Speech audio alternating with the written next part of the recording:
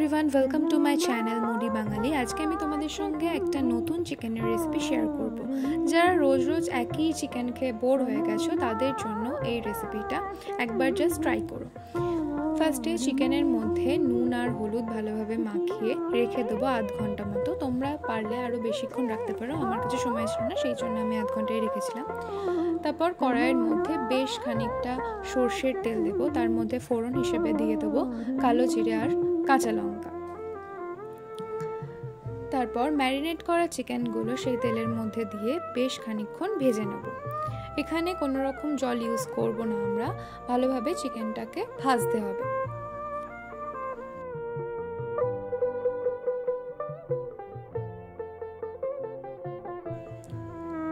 চিকেনটা বেশ ভালোভাবে ভাজা হয়ে গেছে। এরপর আমরা তার মধ্যে দিয়ে দেব কাঁচা লঙ্কা আর রসুনের একটা পেস্ট। অনেকটা পরিমাণে কাঁচা লঙ্কা দিতে হবে, কারণ এখানে আর কোনো রকম গুঁড়ো মশলা ইউজ করব না আমরা। আর ম্যারিনেশনের সময় যেহেতু নুন দিয়েছিলাম, সেখানেও আমি বেশ খানিকটা পরিমাণ নুন দিয়েছিলাম, যাতে রান্নাটার পরবর্তীকালে আর নুন দেওয়ার প্রয়োজন না পড়ে। দিয়ে ভালোভাবে মশলাটা দিয়ে কষিয়ে নিতে হবে কিছুক্ষণ।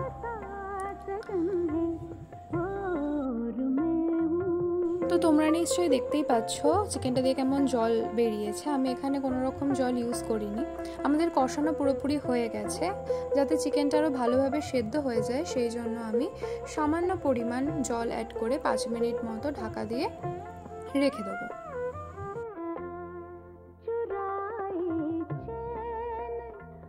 আমাদের চিকেন এখন 90% কুক হয়ে গেছে। আমরা এর মধ্যে এবার মেন ইনগ্রিডিয়েন্টসটা দিয়ে নেব।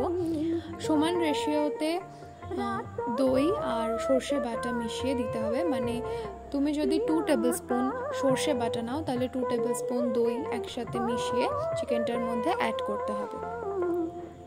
দিয়ে মিশ্রণটা ভালোভাবে চিকেনের সাথে মিশিয়ে নিতে হবে কিছুক্ষণ। বেশি এটা দেওয়ার পর যদি কুক করো তাহলে চিকেনটা তেতো হয়ে যেতে পারে, তো এটা মাথায় রাখতে হবে বেশিক্ষণ যাতে রান্নাটা না করা হয়। খুব জোর 5 থেকে 6 মিনিট রান্না করে নামিয়ে নিতে হবে। তো সর্ষে চিকেন তো পুরোপুরি রেডি।